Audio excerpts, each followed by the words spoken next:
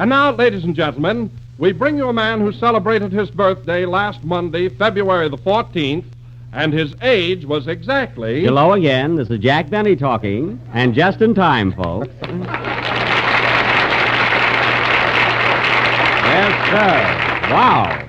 Oh, no, Don, I wasn't going to let you get away with that. Nobody's going to know how old I am. I was only kidding, Jack. I really don't know your age, but I am curious. Well, I'm not going to tell you. There are some things that even a buffoon holds sacred. Oh, come on now, Jack. How old are you? It's none of your business, and you might as well forget it, Don. My lips are sealed. Well, tell me just one thing, Jack. Are you between 40 and 45? La, la, la, la, la, la, la, la, la, la, la, la. Well, are you between 35 and 40? La, la, la, la, la, la, la, la, la, la, la, la. Hello, Jack. What are you doing? I'm auditioning for my birthday. You know, Mary, Don's been trying to find out my age, and I won't tell him. Oh, you're just like an old woman. After all, you're not a kid anymore. Everybody knows you're not close to Freddie Bartholomew. Well, of course not. Remember, I'm not close to George Arliss either. No, but he can feel your breath on the back of his neck.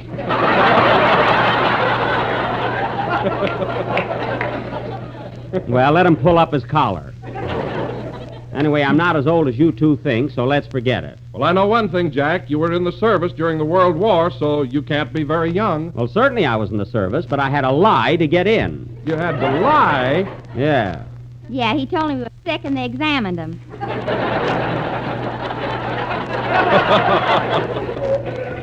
Now, look, Mary, I didn't tell him I was sick at all. Well, then why did they examine you? Well, I just painted some spots on my face for a gag. After all, Don, I'm a comedian. Tell him how you try to flatten your feet, too. Well, that's one thing I didn't have to do. My feet have always been like the state of Kansas. Except for an occasional bunion. Well, is there anything else about me you two would like to know? Yes, how old are you? Well, there's one thing you'll never find out. Oh, hello, Phil. Hello, Jack, old boy. Happy 44. 44. Now, you're just guessing, Phil. That's just a shot in the dark. Well, a bullseye's a bullseye, no matter how you get it. Now, wait a minute, Annie Oakley. I will admit that my birthdays come along just as regularly as the income tax. But honestly, fellas, I'm only 33. Boy, what a deduction. Oh, I don't know about that. Listen, Phil, you're not much my junior, you know. How old are you? I'm 29. 29? That's all I am, and I don't even show it. Why, Phil Harris, you've been studying music for over 29 years. He don't show that either.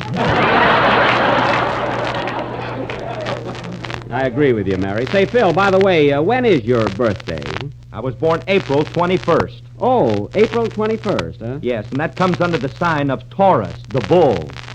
Oh, you mean astrologically speaking. Yeah. You know, astrology is a very interesting subject. Here we go, folks. Mary. So you were born under Taurus the bull, eh, Phil? Yeah, it was shady there.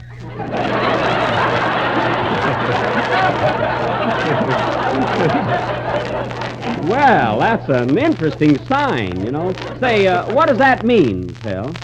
Well, people born under Taurus the bull are handsome, popular, and can't stand red underwear. Oh.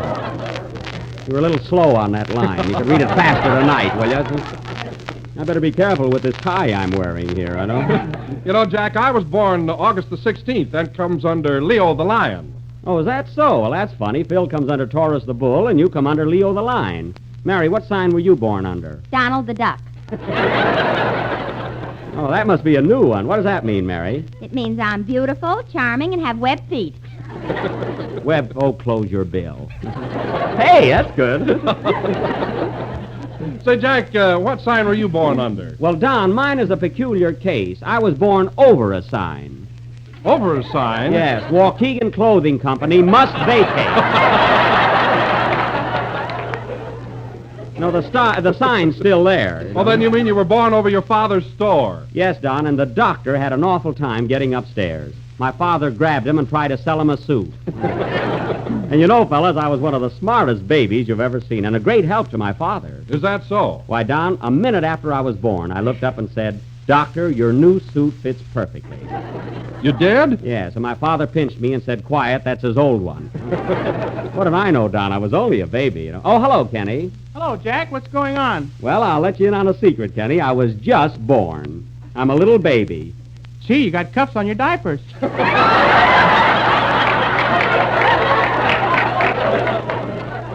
Say, that's very clever there. You're pretty smart. When were you born, Kenny? March the 15th. Oh, you come under Taurus the Bull, the same sign as Phil. Well, that fits. You both sing, you both have curly hair, and you're both in pictures. Yeah, and we're both lady killers, too. Oh, you're both lady killers, huh? Well, Phil is. I just stun him. Well, tell me, my unconscious Casanova, how do you go about meeting a young lady? Well, I walk right up to him and I give him that old Baker personality. Oh, you do, huh? Then I say to her, how's about it, kid? How's about it, kid? What does she say? She says, how's about what? Oh, the exotic type. Yeah. Well, so you start a conversation, then what happens? She goes her way and I go to my girl's house. The end. Well, Kenny, you certainly are a Romeo, isn't he, Mary? Yeah, if he ever comes under my balcony, I'll give him a flower pot beanie.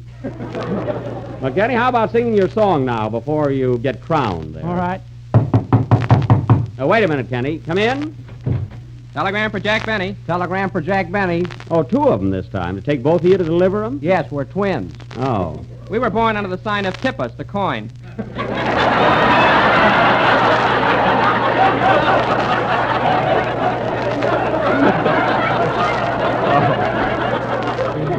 Well, here's a dime, fellas. Tear it apart. Thanks. Thanks. Goodbye. Thanks. Goodbye. Well, boom, boom. You see who these telegrams are from, Mary? Okay. Funny getting two of them at the same time, huh? Look, Jack, this first wire's from your doctor in Waukegan. Oh, good old Doc K. Well. He says, Dear Jack, thanks for the plug you gave me. But your father hasn't paid me yet for your birth 44 years ago. Oh, he hasn't? Well, that's terrible. That's really awful. Who's the other wire from? It's from your father. He says, don't worry about the doctor. He never paid for the suit either. Well, it's a draw. No decision. Sing, Kenny.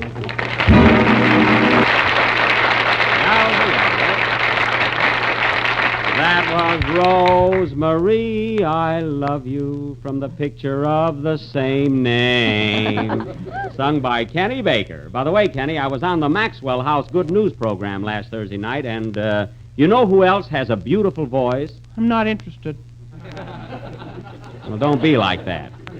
Now, I heard Alan Jones sing on that program, and he certainly has a lovely voice. You know, he's a high baritone. Well, I don't work for buttons. I didn't say you did. All I say is Alan Jones has marvelous range, poise, and feeling. When he takes those high notes, he thrills you. Go on. He forgot more about singing than I'll ever know. All right, you win. Say, Jack, I heard you on the Maxwell House show the other night. You did? They sure kicked you around, didn't they? Yeah. Well, let me tell you something, fellas. It's the last time I'll ever try to help anybody out, especially Robert Taylor. I went there just to fix up their show, that's all. Why, did they send for you, Doctor? No, they didn't send for me. I went there of my own free will, and I did all right, too. Did you get paid for it? Well, Bob Taylor gave me a pound of coffee. And then he sold me a percolator for $10. A $10 percolator? Have you got it with you? No, on my way out, Frank Morgan picked my pocket. It's a fine program. And you know, fellas, I thought Bob Taylor made some very sarcastic remarks about my looks, especially my high forehead. Taylor should talk, you know. Oh, yeah? He's got more hair on his eyelashes than you have on your whole head. Oh, he has, huh? They tickle, too.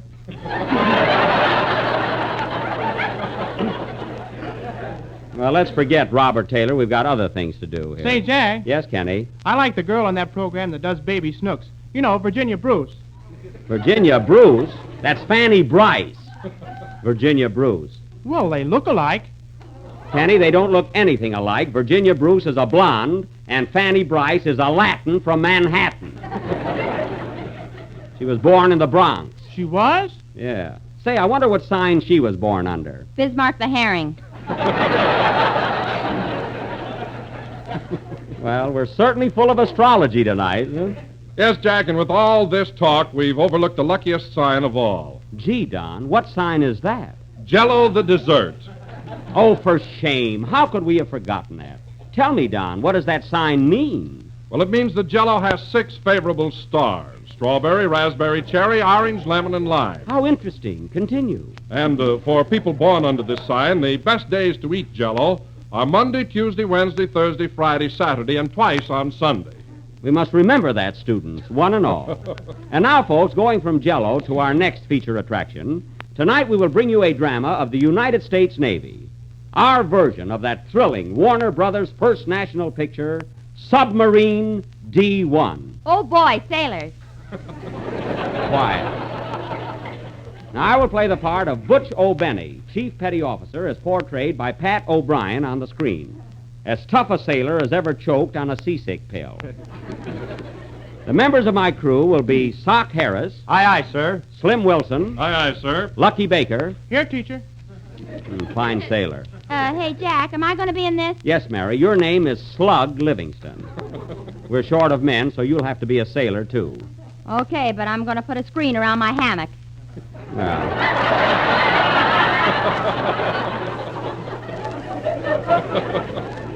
Well, now I guess we're just about set. Oh, wait a minute. Hey, Rochester! Rochester! Is your butler going to be in this, Jack? Yes, we've got to have a full crew, so I told him to come down and help me out. Here I am, boss.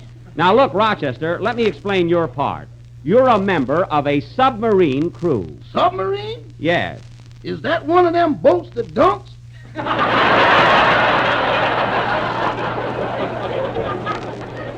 Yes, it's an undersea boat. It travels far beneath the surface of the ocean. I ain't gonna be on it.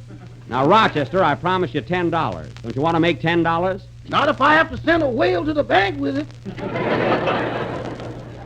Now, look, Rochester, it's nothing to worry about. It's only going to last 5 minutes. I can drown in 3. Well, it's only a play, so go over in the corner and put on your uniform. And now, ladies and gentlemen, Submarine D1 will sail into action immediately after the next number.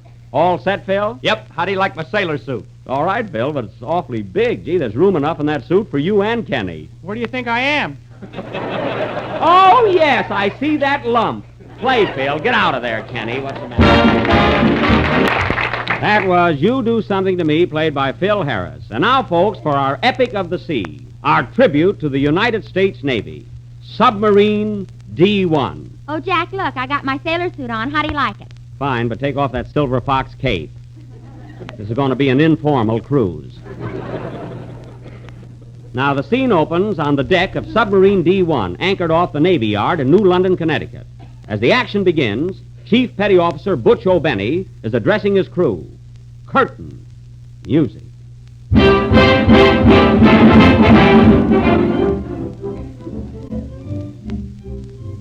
Now, listen, men. Before we shove off, there's a few words I want to say to you. You're not in the battleship Navy now. You're in the submarine Navy. And you'll find it a lot tougher. You understand? Aye, aye, sir. You know, this ain't going to be no joyride. Being in the service is a man's job. Oh, Chief, What is it, Slug?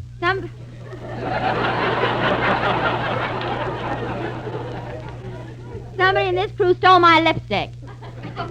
Somebody stole your lipstick. Gosh, I thought it was candy. I want discipline in this crew. There'll be no more stealing. Hello, Popeye. Am I late? Popeye, listen, Harris, that's an insult to your superior officer. Step forward and salute. Aye, aye, sir. What are you doing? I'm saluting you. Well, unless your nose itches, you're insulting me again.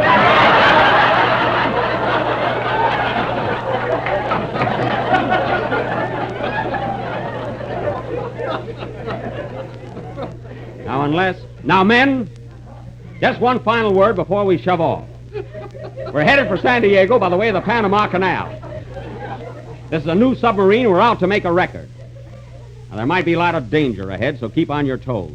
One little slip on the part of any one of you might mean death to us all. Hey, Chief, What? make way for a deserter.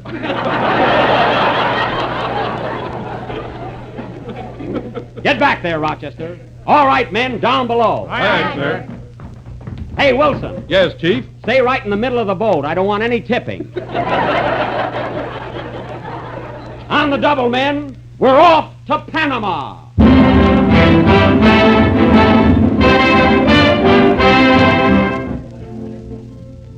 2 weeks later, we pick up Submarine D1 off the coast of Panama, cruising 40 feet below the surface. Well, men, we should be in Panama before night. Everything is okay so far. We've had very few delays. Hey, Chief, What is it, Wilson? something seems to be wrong. We're slowing down. Slowing down? Darn those sharks, they're hitching rides again. Shoo! Shoo! Scat! Shoo! Go away. Oh, why don't you let him have a little fun? I don't mind them bumming a ride, but I don't want them biting their initials in the rudder. Anyway, Slug, keep looking through that periscope and see if all is clear ahead. Aye, aye, sir. Hey, Rochester, is supper ready? Oh, but the apple pie. The apple pie, where's that? I put it out the window to cool.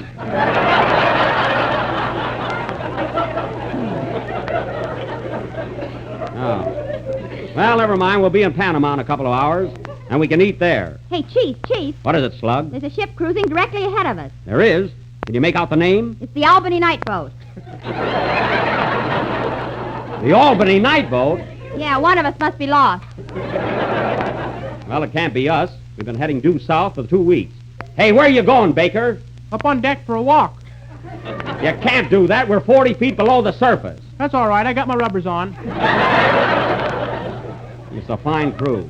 Oh, Harris, Aye, aye, sir. rig out forward planes, shift steering from bridge to conning tower, and check air on manifold. What does that mean? I don't know. I saw it in the picture. Well, do it yourself. Aye, aye, sir. I mean, get out of here. Oh, Slug. Don't leave that periscope. Hey, what's that? A seahorse just went by.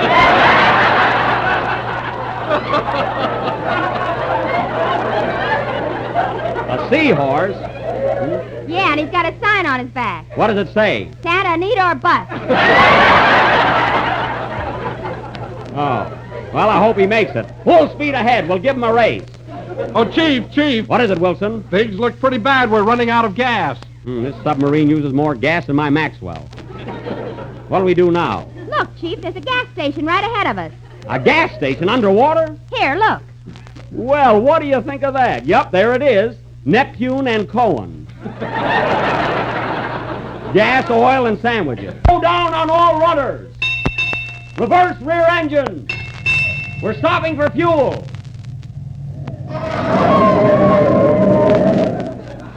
Help me out with this diving suit so I can get out and get some gas. But, Chief, we're at the bottom of the ocean. When you open that door, a lot of water will come in. Well, we need water, too. Open up. Aye, aye, sir.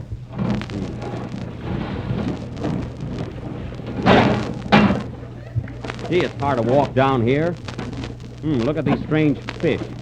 Woo, woo, woo! Pardon me, folks, an electric eel just bumped into me. Oh, here's the gas station. I wonder where the attendant is. Oh, there he is. Hello there. Hello, stranger. Welcome to Saltwater Junction. Why, Slapperman, since when have you been running a gas station at the bottom of the ocean? I've been here for 2 months, but I'll have to go back soon. Why? How long can a man hold his breath? Well, tell me, do you do any business here? Why, certainly, Jack. Submarines pass here every 10 minutes. Oh, well, that's wonderful. Hey, Jack, am I doing a great business? I'm cleaning up. Look, I got 8 gas pumps. 8 gas pumps. How do you handle them all? I got an octopus helping me. An octopus? Where is he now? Next door, getting a manicure. Well, Slap, I'm in a hurry. I need some gas for my submarine. How much do you want, sailor? Fill her up. The government's paying for it. Tell me, Slap, is your wife here with you? She was, but I had to send her away. Oh, she didn't like it here, huh? Well, she was all right at first, but one day she hung out the wash. And what happened? She went crazy waiting for it to dry. Oh, that's too bad. Say, I see you got a little restaurant here, too. What kind of sandwiches do you serve? Well, we got sponge, watercress, and seaweed. Oh. Well, give me a seaweed on rye. I'll have a cup of coffee, too. You want it with cream or cod liver oil? I want cream. Woo! Woo! Yeah, what's the matter now? There's that electric eel again. You know, he's my best customer. I charge his batteries. Well, Slap, I've got to get going. If I make Panama by tonight, I'll break a record. Wait a minute, Jackie. Stick around. I'll take you to a nightclub and introduce you to the most beautiful mermaids you ever saw. I'm sorry, Slap, but I can't let the Navy down. You should see those mermaids. They entertain, they sing, and one of them is very tantalizing. Oh, yeah? What does she do? You should see her put on a fin dance. Say, that sounds all right. By golly, I think I'll stay at that. Listen to that music. The nightclub is opening already. Look at That it. settles it. I'm going to stay. Wait till I tell my crew. Drop anchor, men. We're going to tie up here for the night. Aye, sir. Mermaids. Say, this is going to be good. Oh, Phil. Yes, Chief. Come on out. I know where there's some mermaids. What do you think I got on my lap, a flounder? Oh, he always beats me to it. Take it, Wilson. This will be continued next Sunday night. Will the submarine get to Panama? Will Butch get a date with a mermaid? Will it stop raining in California? Tune in next Sunday night and find out. Play, Phil.